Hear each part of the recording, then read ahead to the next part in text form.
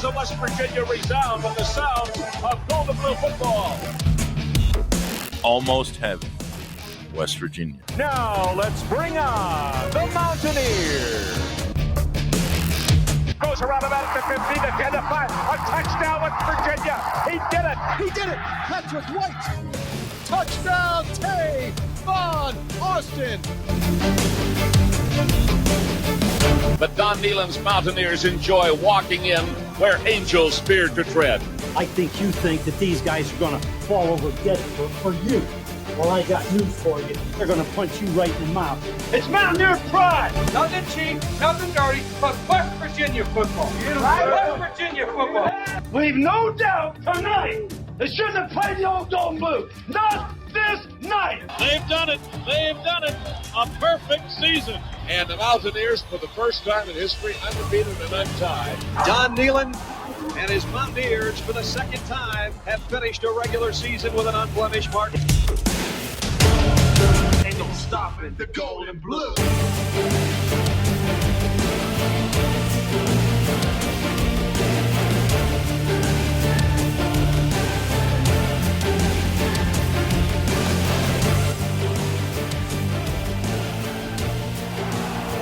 And now recorded from the CRW studios in Almost Heaven, West Virginia, it's the Country Roads Webcast with your host, Jorden Cruz. What's going on, Mountaineer Nation? Welcome back into the CRW podcast here for episode 241 as we get set to provide our Arizona State preview and predictions as the Mountaineers hit the road for the final road game of 2025 and what is the penultimate game of the 2025 season. Hard to believe we've already made it through the majority of the regular season. Still a couple of games left, and what's most important is West Virginia's still got bowl eligibility in their sights if they can find a way to win these final two. We'll talk about if they can get it done against the Sun Devils here momentarily. Appreciate you guys tuning into this episode, whether you watch on YouTube, whether you listen on the audio side, any way that you choose to do so. We appreciate that as we continue to try and grow the CRW community throughout Mountaineer Nation. Before we get into the football game and dive in here on the crux of the episode with a brief overview and then talk about the matchups on each side before hitting our key to victory and score predictions and then, of course, wrapping up with a look around the Big 12 here in Week 12 and making some picks in those games, did want to take a second and shout out the WVU basketball team, man. 4-0 to begin the season, and of course a huge dominating blowout win over the Pitt Panthers. You love to see it. How about the sweep for West Virginia in the backyard brawl in both major sports this year? Take them down in football, take them down in basketball, and couldn't be more happy to see it, especially with the way that it played out, and really impressed with the results for the WVU basketball team there when you take into account the fact that they're still missing a couple of players with Jackson Fields and Chance Moore still yet to join the roster. The big men were super impressive against Pitt, especially Harlan Obioha and the way that they played. And the fact that you get a dominating win in that fashion with a couple of your best scorers kind of having an off night is even more impressive. And I think it shows that West Virginia is really going to have some stifling defense this season and that this team can be pretty good in year one of the Ross Hodge era. But they deserve to shout out there. And, of course, you have to shout it out anytime you beat Pitt in both football and basketball and do it in basketball in dominating fashion. I'm sure we'll probably talk more about that game and more about basketball in upcoming live streams here on the channel. So if you're listening on the audio side, be sure to come over to the YouTube channel, subscribe here so you get access to those live streams when we do go live here on the channel, which is usually at least once a week, if not more here throughout the football season, and that will pick up with both sports running simultaneously. And then, of course, we'll really pick up after the first year when I'm at this full time. So with that being said, 4-0 WVU basketball, you love to see it, and West Virginia football currently on a 2-game win streak. You win one more, they call that a winning streak, right? That's the quote from Lou Brown there from Major League. You know, we've won 2 in a row. We win one more. They call that a winning streak. And this would be a huge win for West Virginia, which would set up a really probably incredible atmosphere for the final game, as West Virginia will be looking for bowl eligibility, and Texas Tech will probably be near top 5 in the country. But you have to get through the defending Big 12 champions, the Arizona State Sun Devils, to be able to set up that showdown in the final game of the season. And West Virginia, although they've played better on the road, of course, recently with the big win over Houston, we got to hope that that continues here in this game against Arizona State if West Virginia wants to have a chance, because these Sun Devils are coming off a bye week. Yet again, West Virginia has to deal with a conference opponent getting an off week before they play them. But what I like about that is earlier in the season when that happened, it didn't result well for West Virginia.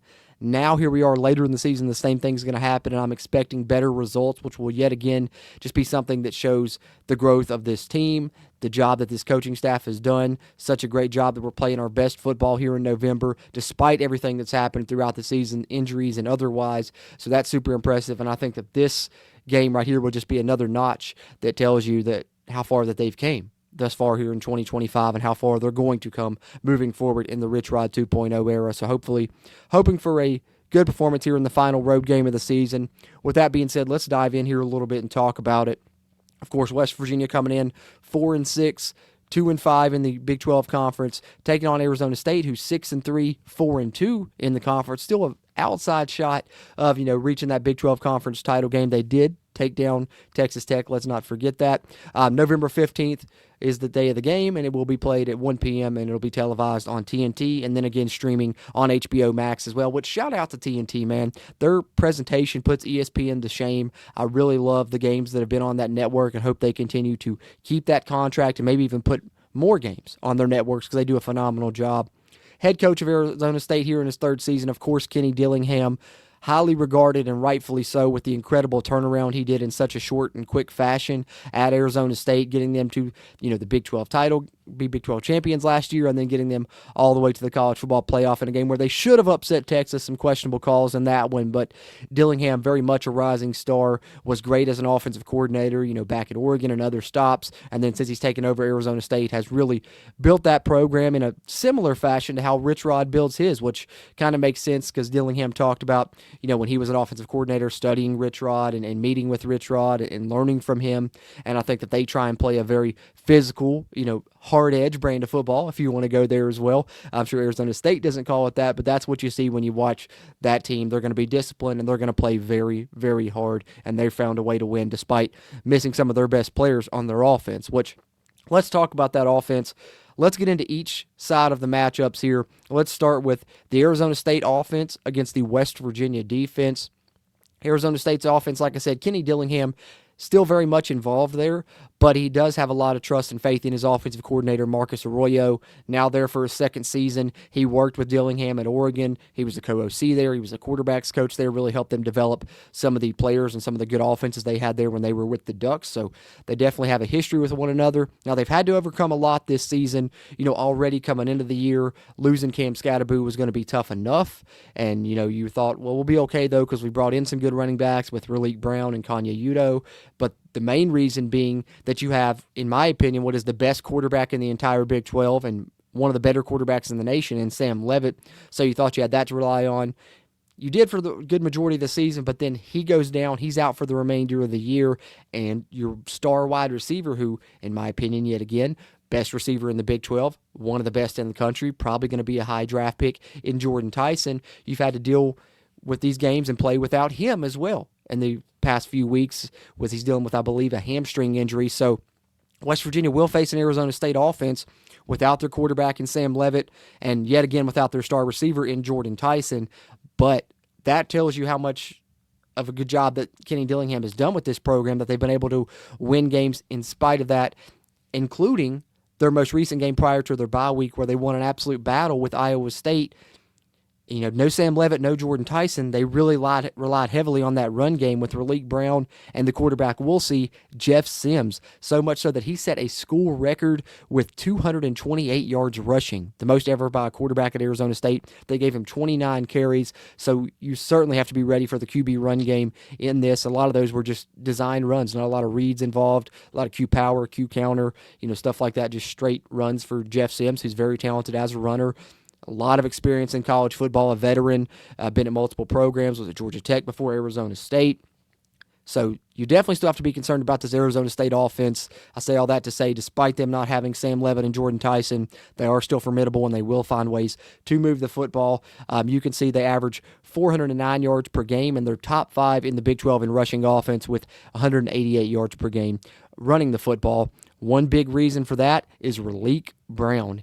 Now, no one's going to beat Cam Scatterboo. No one's going to come in and directly fill that void, but Raleek Brown has done one hell of a job trying to carry that Arizona State rushing offense. They brought him in. They brought Udo, the running back from Army. Udo's not had as good of a year as I thought he would preseason, but Raleek Brown has really came on in a big way. He's top 3 in the Big 12 in rushing with 770 yards on the season. And, of course, with him and quarterback Jeff Sims, they can hurt you in the run game. Now, The other side of the coin with quarterback Jeff Sims is West Virginia, if they can turn him into, a one-dimensional and only make him pass the football, that could be beneficial for the Mountaineers. And the plus side of that is the fact that West Virginia's run defense has been very stout in recent weeks, holding Colorado to 50 yards last week rushing, getting, 15 TFLs. West Virginia's been very formidable against the run, so that's good because, if Arizona State has to go to the air, we know that they're without Jorden Tyson already, and Jeff Sims has been a bit turnover prone throughout his career.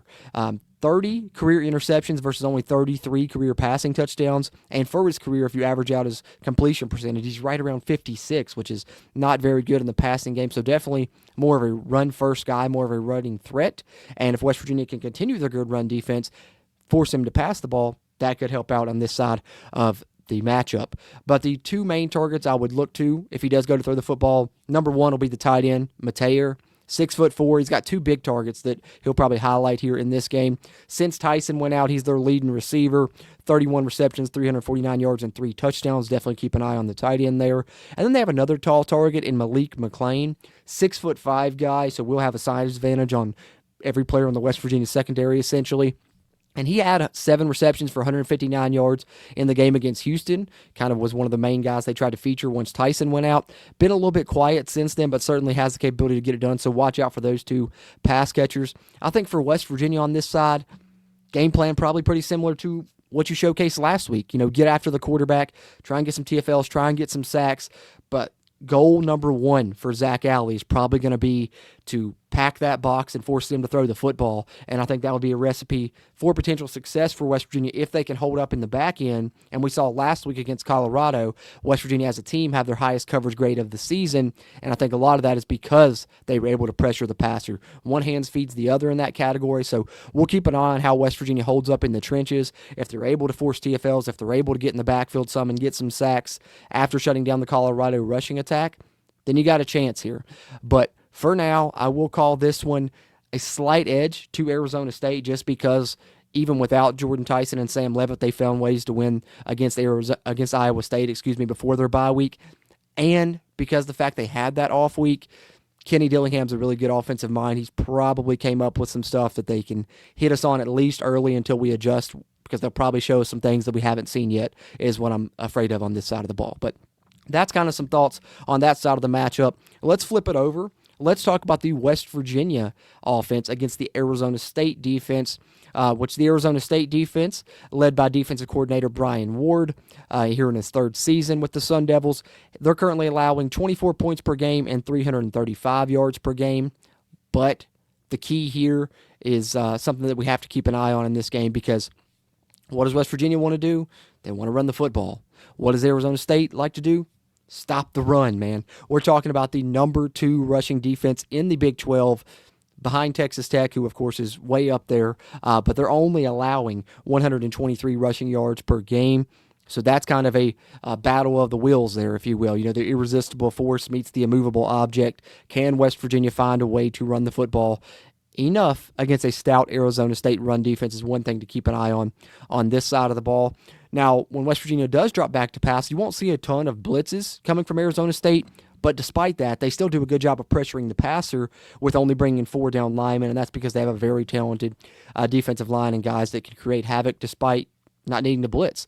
And so that makes it difficult for West Virginia. If they're bringing 4, dropping 7 into zones, not a lot of windows there, and the windows that are there are going to be tight. So I think for West Virginia, they have to find a way to run the football at least some, and then they have to be able to hit those perimeter plays are going to be really impactful for West Virginia in this one, probably hitting some of those screens that they've hit on the outside, screens to the running back, screens to the outside receivers, maybe even some of those jet sweeps we've had success with can be beneficial in this game, but we'll keep an eye on that one right there in that matchup, because whoever wins that in the trenches, the West Virginia rushing offense versus the Arizona State rushing defense, is going to be a key in this game.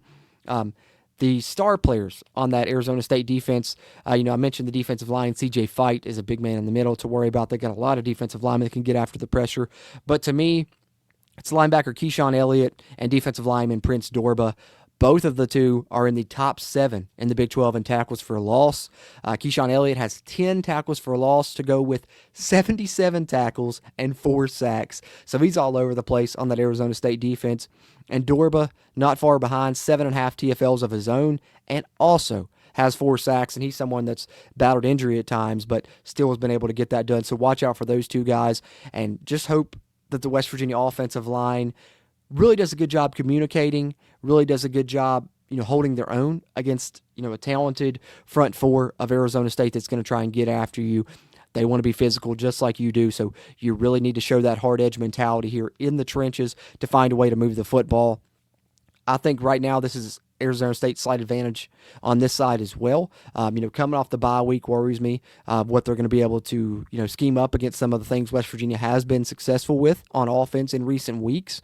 And it might be a game where West Virginia has to, beat them with their left hand, so to speak, beat them with one hand tied behind your back, whatever adage you want to use there.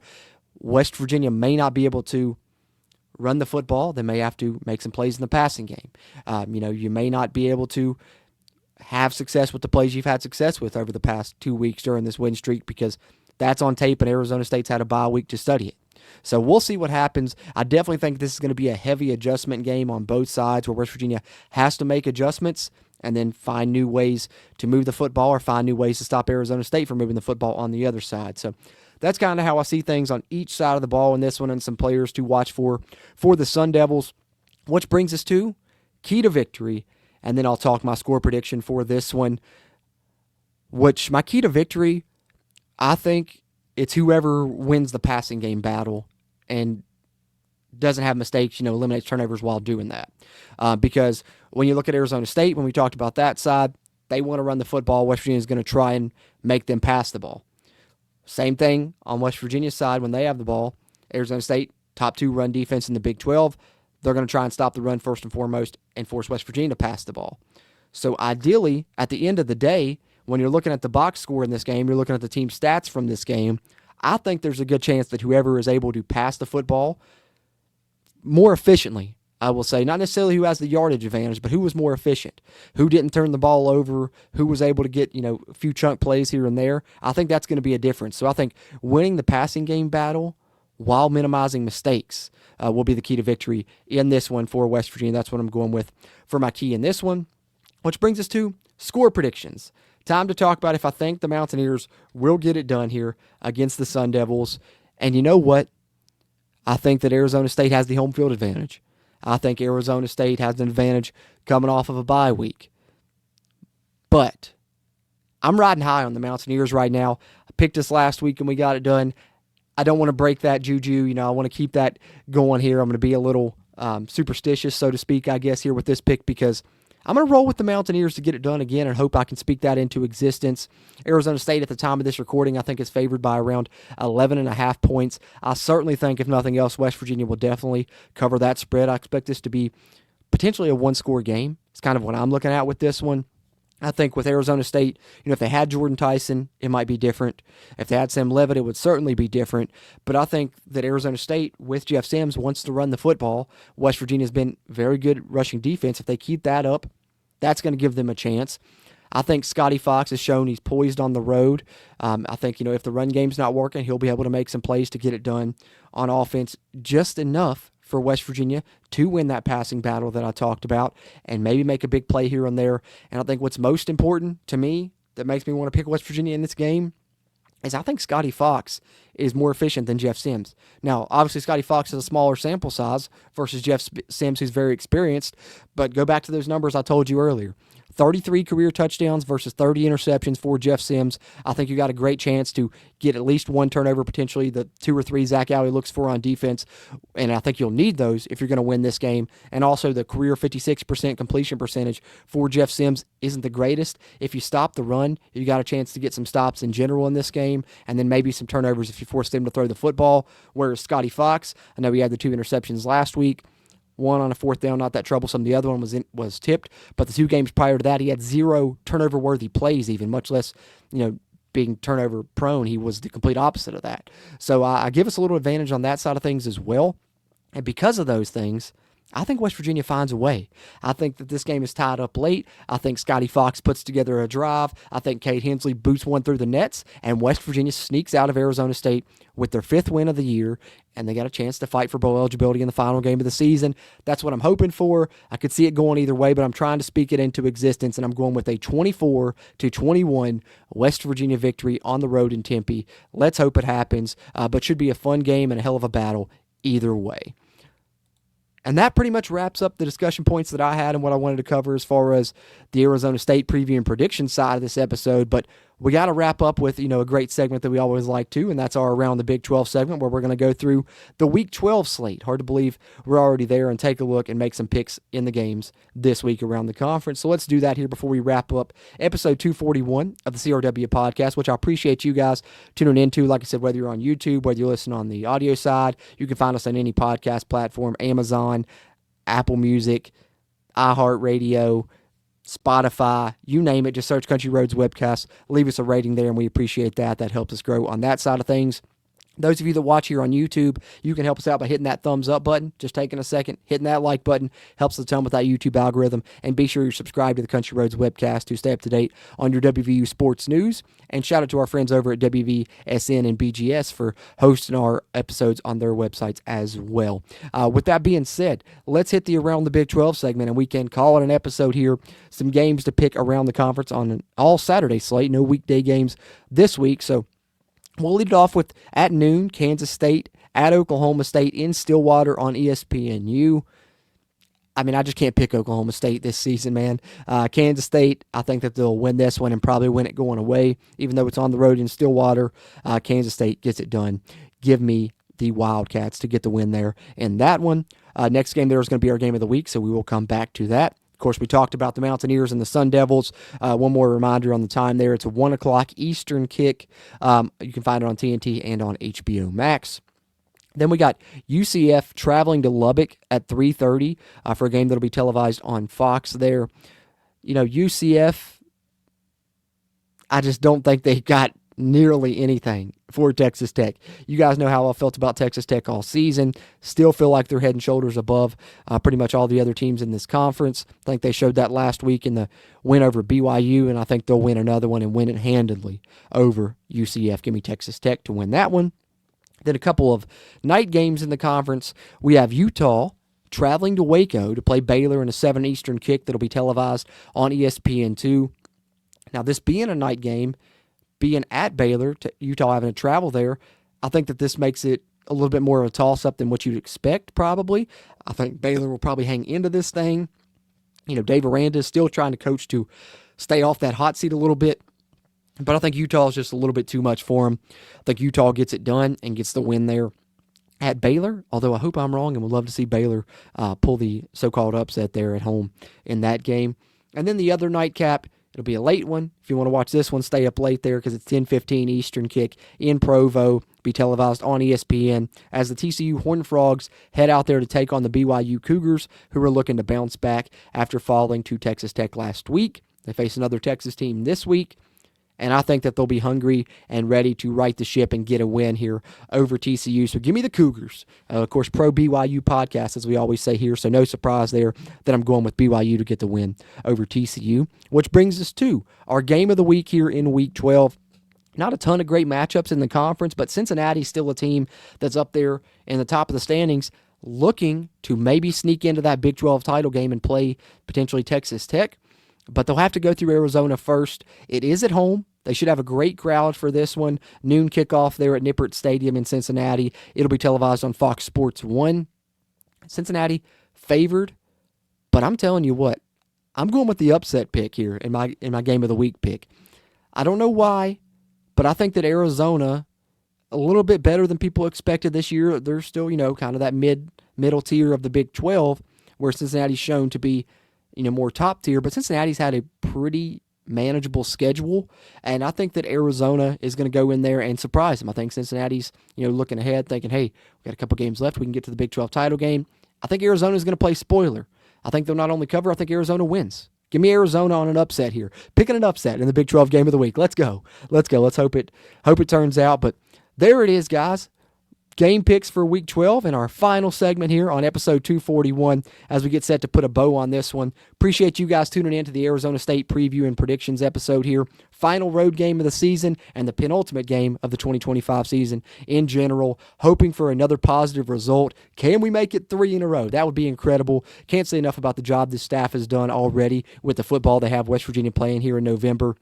And things are really, really looking up for the Rich Rod 2.0 era moving forward. And can't wait to continue to talk about the rest of this season. And then, of course, look ahead down the line to all of that as well with you guys. Appreciate you guys tuning into this one. We'll be back to talk about it after the game on Saturday as West Virginia hits the road to Tempe to take on Arizona State tomorrow. Hope you guys enjoy that game and hope you guys enjoyed this episode. As always, I'm Jorden Cruz. And until next time, let's go Mountaineers. If you really want to know, then come on, let's go. Take a stroll down those